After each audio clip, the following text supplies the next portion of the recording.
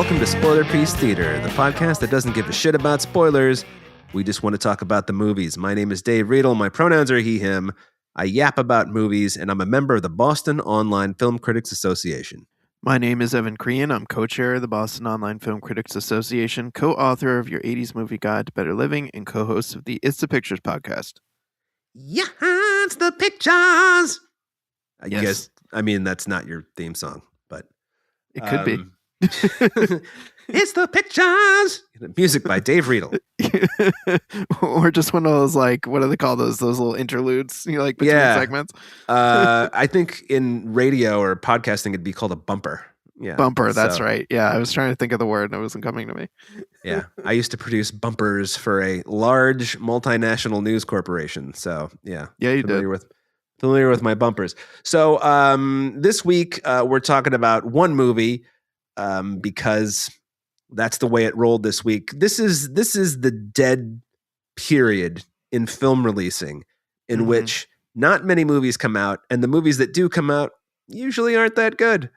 Like some kind of dead zone. That is the way he says that too. It's like, I got this dead zone. Evan and I doing Evan first doing Christopher Walken in The Dead Zone, of course.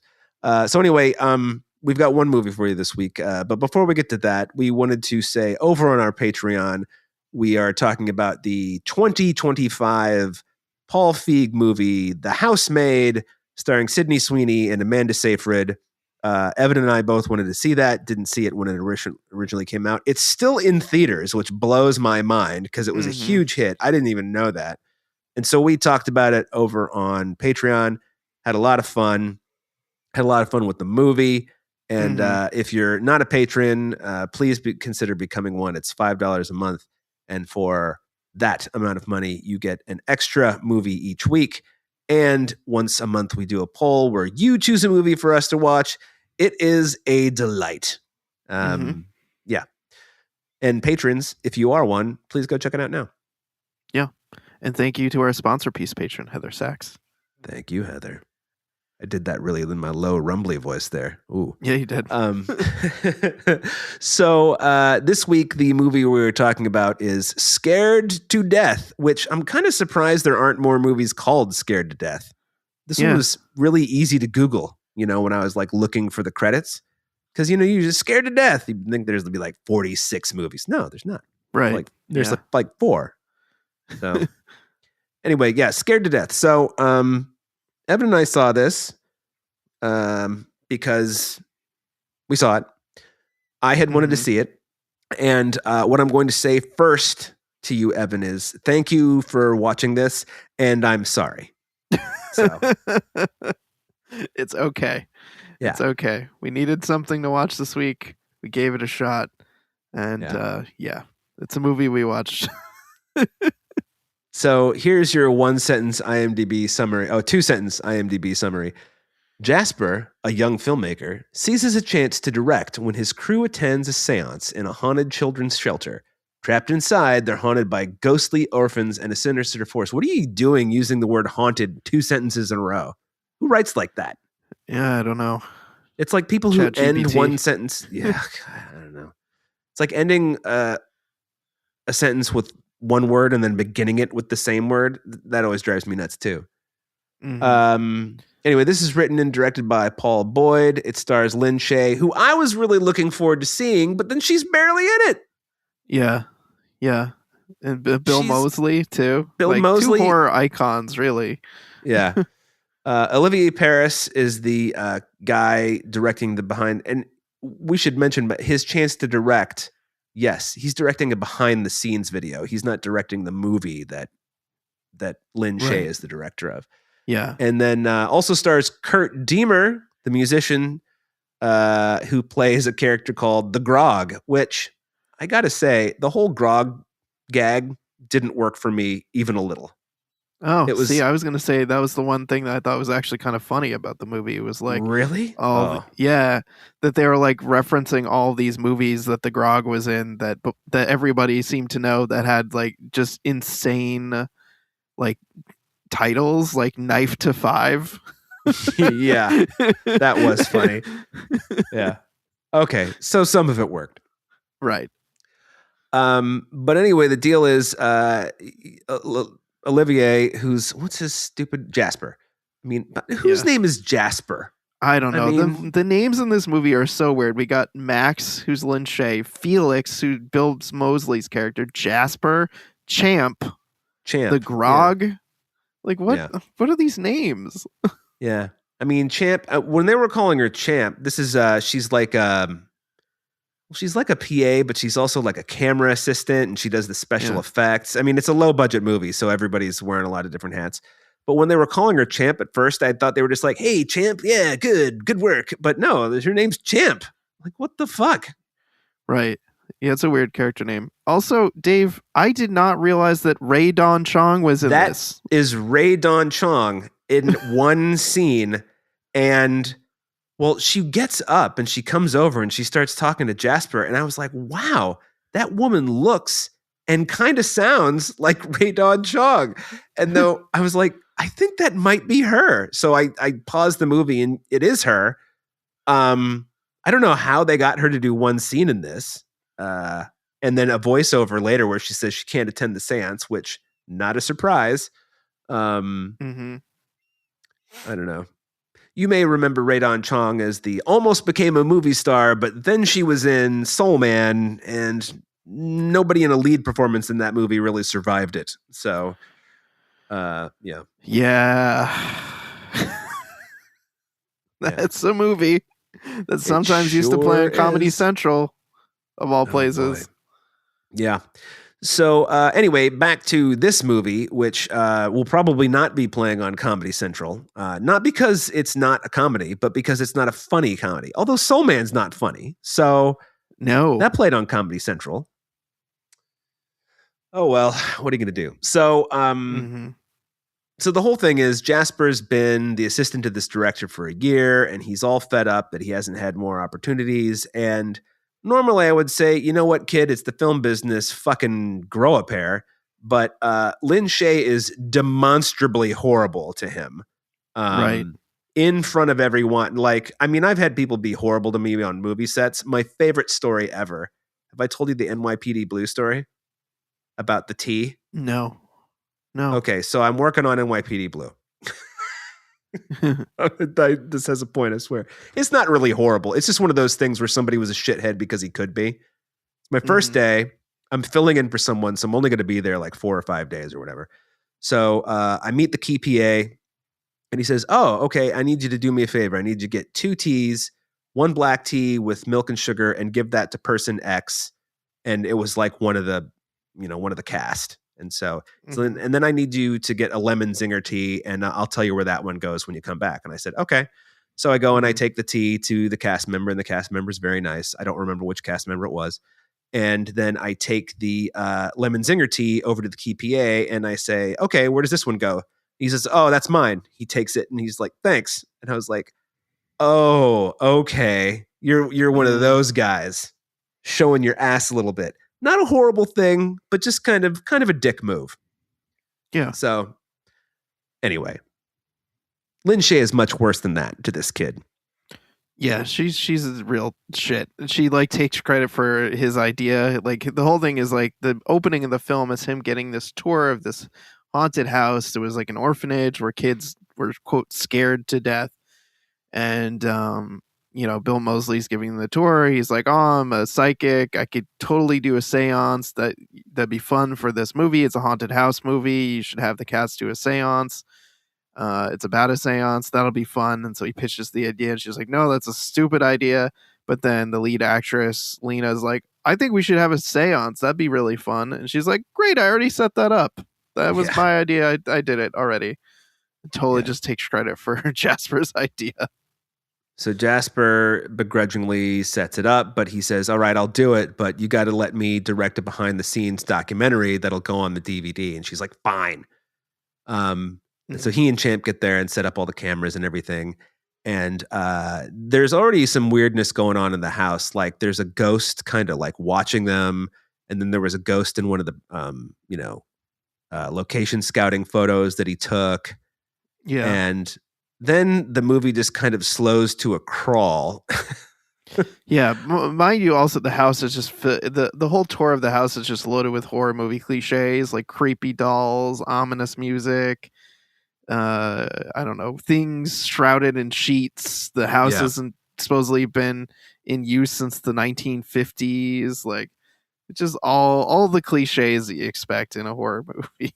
Yeah, and there's like a pentagram on the floor in one of the rooms, and Right. I think Bill Moseley's like, yeah, maybe somebody was into devil worship. Who knows? You know. So, as it turns out, Champ and Felix, Bill Moseley, have kind of rigged a few things to make the seance a little more like, ooh. But it turns out the moment that they walk in there, there's some ghostly presence watching them. And Lynn Shay, are they even doing the seance yet when she disappears? I don't remember. No, they haven't even started the seance yet. Yeah. She follows. Well, first of all, she has this like weird vision in front of everybody where she starts like babbling and shaking and screaming and demanding her medication. And they're like, then she snaps out of it and they're like, you were screaming. She's like, no, I wasn't. Like, yeah, you were. No, I wasn't. Yeah, you were. Yeah. And then she ends up like, I think seeing the children, and they like lead her up to the attic where she like, they show her something under the bed, and then she gets like possessed when the other people come up and find her, and she's like, her mouth is all contorted into a weird way, and she's got like black eyeballs, and it spends like the rest of the movie either like catatonic or like possessed and catatonic. Well, I think, don't the children tell her don't look under the bed, and then she goes ahead and looks on her own? Isn't that what it is? They like guide her to look. They're like, we got to show you something under the bed or something. And she's like, oh, okay, let me look. Oh, no, they're sitting on the bed. I remember this now. They're sitting on the bed, and she's like, kids, what are you doing on the bed? Like, let's go. She just is, it's normal. She's like, let's just go downstairs. And they're like, we can't get off the bed. And she's like, why not? And they're like, because there's a monster under the bed. And she's like, there's no monster under the bed. Yes, there is. No, there isn't. Yeah. And that's when she goes and looks, and then she ends up scared to comatose, I guess. Scared to catatonic. It's not as good a name as scared to death, I guess. Yeah. Yeah. So then they find, like, now, okay, this is one of the things about horror movies. Now, I know this is supposed to be a horror comedy. I'm going to put comedy in air quotes. Yeah. But this is the point when you would be like, okay, so I'm getting the fuck out of here. Which they do try to do, but of course all the doors are locked. So and their cell phone signals are inexplicably like jammed or like not functional. Here's my question about all this kind of stuff. All right, if you've got a spirit trying to get from the other side to our side, how is he? If he doesn't have the whole half power thing or some power or whatever, like, he's able to lock the doors. He's able to like block the cell phone signals, but he can't just like come out and, start kicking the shit out of everyone until he's got a body to do it. I mean, it's not easy to close a lock without a fucking key, for Christ's sake. Right.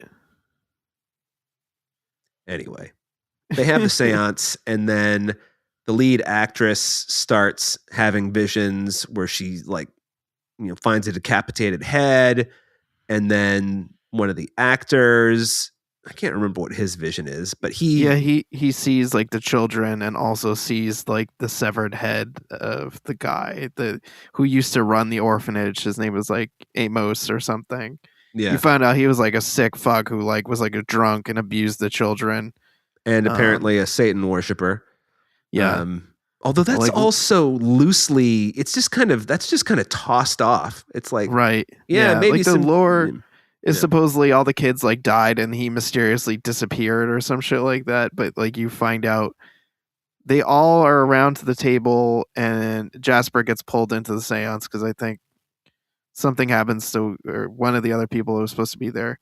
And they all are like possessed by the ghosts of the children, like march in the room and like possess them and then like show them this vision that like, I don't know, there were some like nurses there or something that helped poison the guy.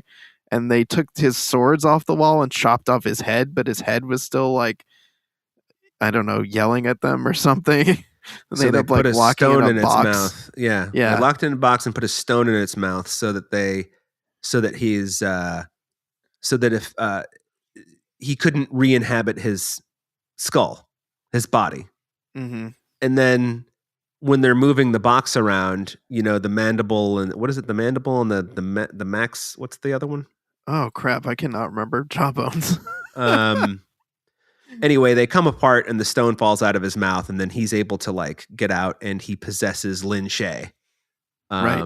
And then he starts like chasing them all around, and he scares the lead actor to death. He throws Kurt Deemer like down the stairs, and I guess he breaks his back, but he survives. Right. And then he chases the other three upstairs. Two of them he scares to death, and they've got like the weird contorted faces. And then Jasper realizes if he just closes his eyes, then it's kind of like the end of Indiana of Raiders of the Lost Ark. Yeah. He'll just wait till morning, and that's then Champ ends up like opening the door and finding him and Grog, and they're fine, but everyone else is dead. Yeah. Well, Grog is fine except for the broken back part. Yeah. Well, he'll live at least. Yeah. But then the movie ends where it sort of kind of looks like that Jasper either is possessed by Amos or he had the plan to do this the whole time. It's all it's inconclusive and, dare I say, stupid. You dare. I dare. Yeah.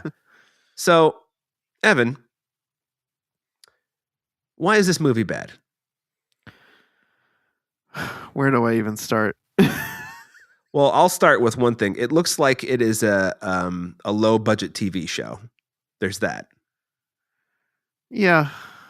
It's just, I don't know. I guess this movie either needed to decide to be a straight horror movie where they're like really going for it, or a horror comedy in that like it looks schlocky, the acting is like intentionally schlocky, and like a lot of it is like done up in like a send up kind of way, which it is not.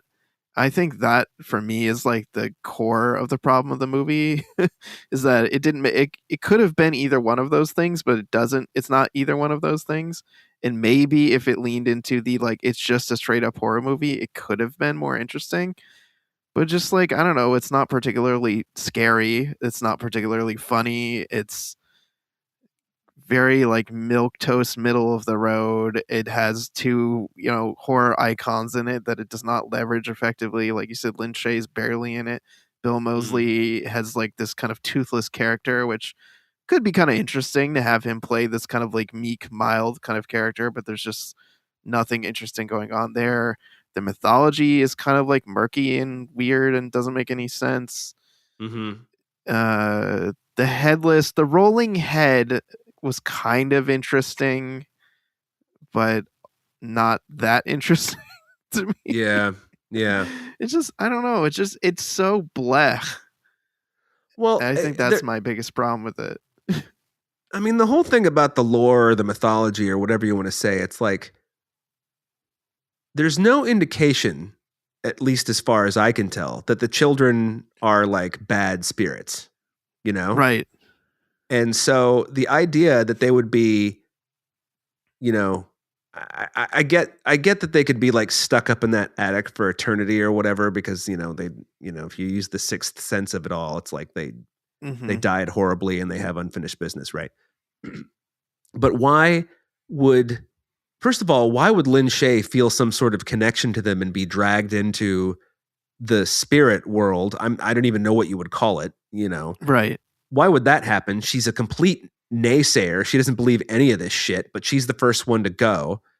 And then why would the kids during the last seance show them a vision of the nuns or whoever they were bearing the head?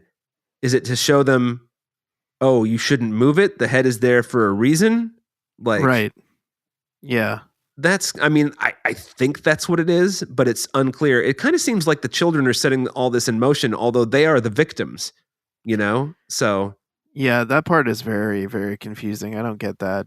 I mean, also like as a main character, Jasper, it's just like lame and just completely uninteresting, and it's a really uninteresting performance. And It is I a feel like that, really crummy performance. I'm just going to go ahead yeah, and say and crummy. yeah, crummy is right, and I think that sinks the movie too. Like especially when like at a certain point, like Jasper is filming all of this, and he's still filming, and it just doesn't seem realistic to me that someone would have stopped filming at some point and been like, just this is fucking weird and creepy and scary, and like why would I still be filming this? Why wouldn't I be an active participant Yeah. in it? And it kind of makes sense, I guess, if you buy the like he planned this whole time, and that's for some reason he got $500,000 for this. I don't know why you would get that. That's a very large sum of money for like an untested person to film whatever this is. Yeah. That's a strange I plot forgot point about unto that. itself. That's at that's revealed at the very end when the police detective is interviewing him. Yeah, but you also have this like gigantic missed opportunity to make this like a found footage movie or to have elements of found footage here. He's got GoPro stationed everywhere. There's the whole thing about the cops like, "Oh, well, I don't see any ghosts on the footage." Show us the footage. Show us something. Show us some of the things that he's shooting. I mean, that could have made this movie immediately more interesting, is to have like a mix of like real time and found footage, and I don't know, even that would be more interesting than what we get here. Yeah. It's it's not good, Evan. It's not good. Yeah, no, the dialogue's not good either. Like the whole exchange between Champ and Jasper where she's like, I could use some lovin', and he's like, dude, we're friends, and she's like basically saying, why don't you fuck me? And he's like, well, we're just friends. Moving on. And then later, Felix is like, yeah, she's into you. And he's like, no, we're just friends. I'm like, dude, she just said she would have sex with you. Yeah. For anybody listening out there who's one of those people who's like, I'm not gonna get down with my friends. Just let me tell you, as a person who's older and who's been through all of this, if your friend wants to have sex with you, just go ahead. Just go ahead. You can always find more friends if it goes south.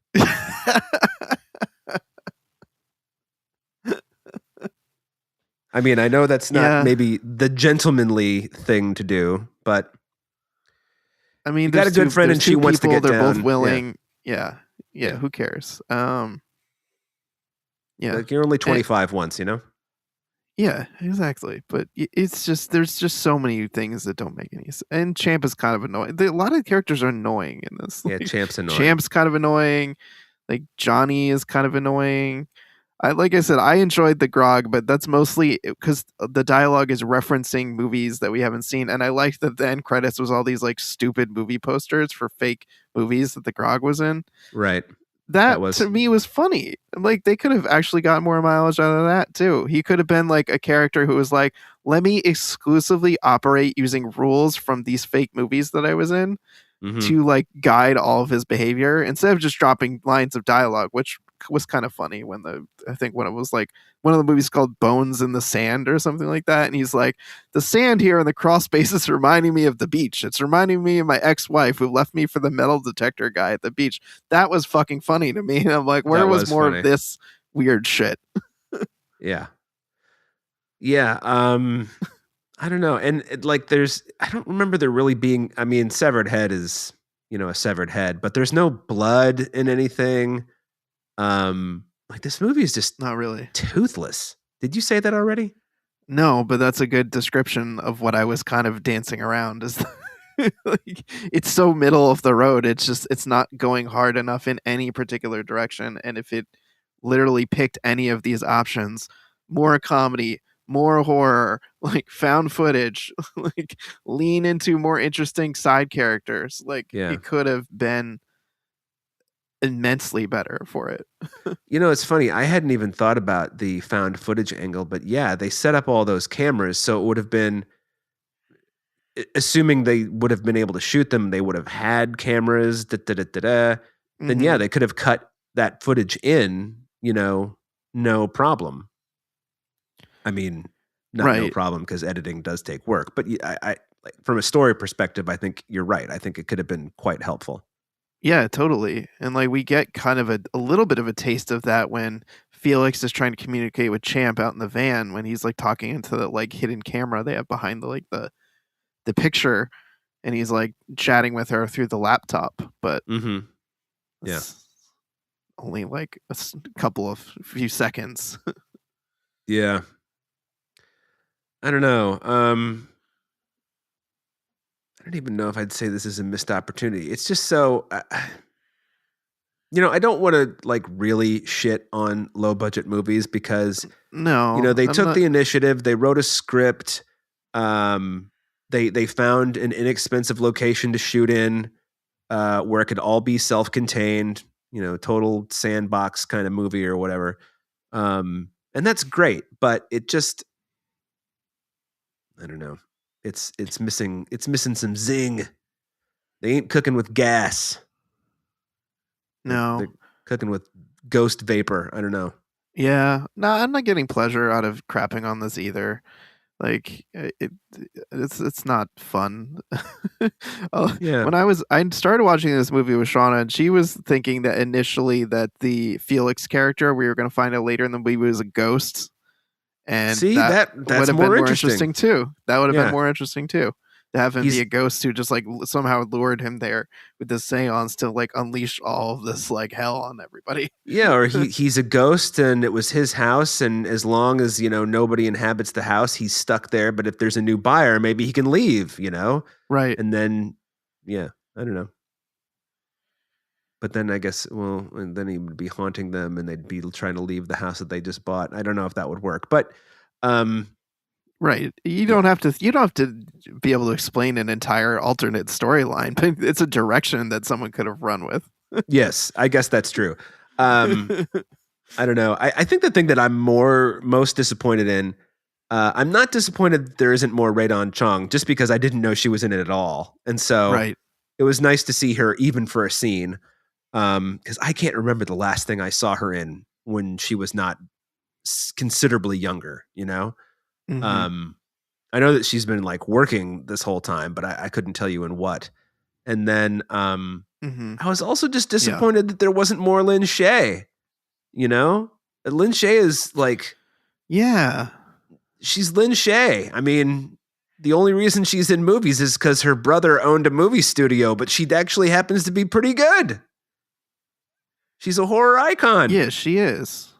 Right. Yeah, we know her from all the Insidious movies that she was in. She's great. Well, she's also in Nightmare on Elm Street. Right. Yeah. She's the school teacher in Nightmare on Elm Street when Nancy has the vision of seeing Tina in the body bag. Yeah. Mm-hmm. Which is a great scene, by the way. Yeah. Yeah. That's right. And I think it's the fourth Insidious where she's finally the main character.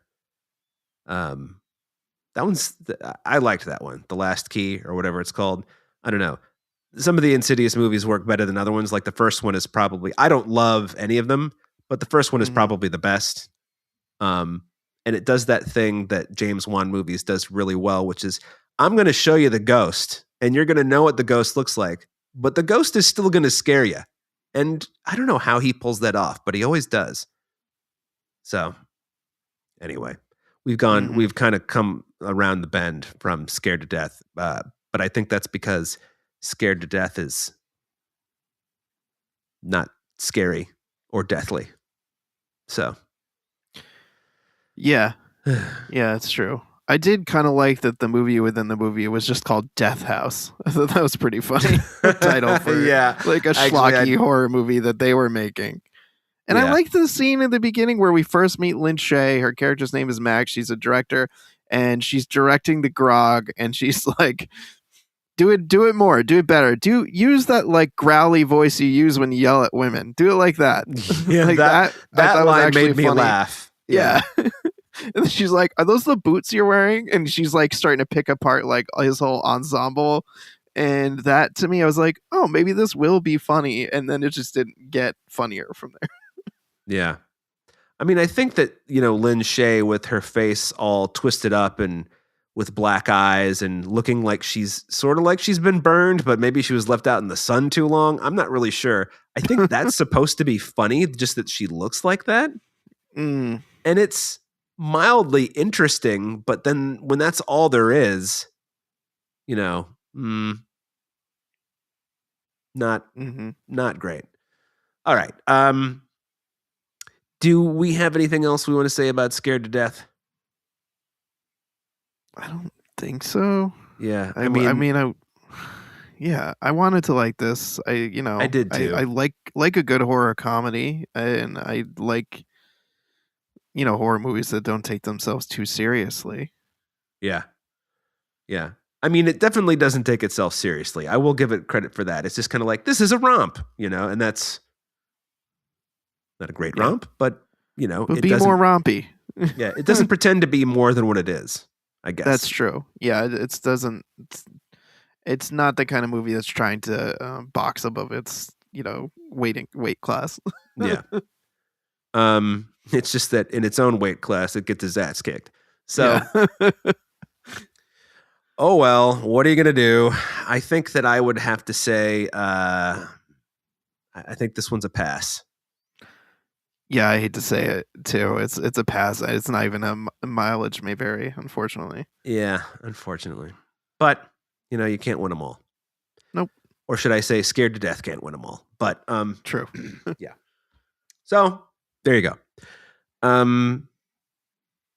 That was this week's movie on Spoiler Piece Theater. Yeah. So I wanted to say thank you to our editor, Otto Clammer. Thank you, Otto, for making us sound great every week. Thank you, Otto. We really appreciate it. We do indeed. You can find Spoiler Piece Theater anywhere you get podcasts. Our website is spoilerpiece.com. On social media, we're Spoiler Piece Theater on Facebook. And we're at Spoiler Piece on Twitter, Instagram, Letterboxd, Blue Sky, and Threads. You can email us, spoilerpiece@gmail.com. Let us know why we're wrong about Scared to Death and why it is actually a whole lot of fun. I mean, you'd be wrong, but you can do that. Yeah. Yeah. Feel free. If you like the show, please consider rating and reviewing us. You could do that at ratethispodcast.com/spoilerpiece, or you can rate us directly on Spotify and Apple Podcasts. That really helps us out. And if you really, really like the show, please consider joining our Patreon. Like I said at the top of the show, this week, Evan and I watched The Housemaid with Amanda Seyfried and Sydney Sweeney, and we had a lot of fun watching it, and we had a lot of fun talking about it afterwards. There Yes, you we have did. it. Yes, indeed. And my name is Dave Riedel. I'm a member of the Boston Online Film Critics Association, and I'm on Instagram, Letterboxd, Blue Sky, and Threads, and something else as Dave Sees Movies or David Riedel. Whatever. You can. I'm there. You can find Yes, you can find him. My name's Evan Crean. I'm co-chair of the Boston Online Film Critics Association, co-author of Your 80s Movie Guide to Better Living, and co-host of the It's the Pictures podcast. You can follow me on social media as Real Recon, and that's real as in film reel. We'll see you next week, everyone. Thanks. Bye. Bye.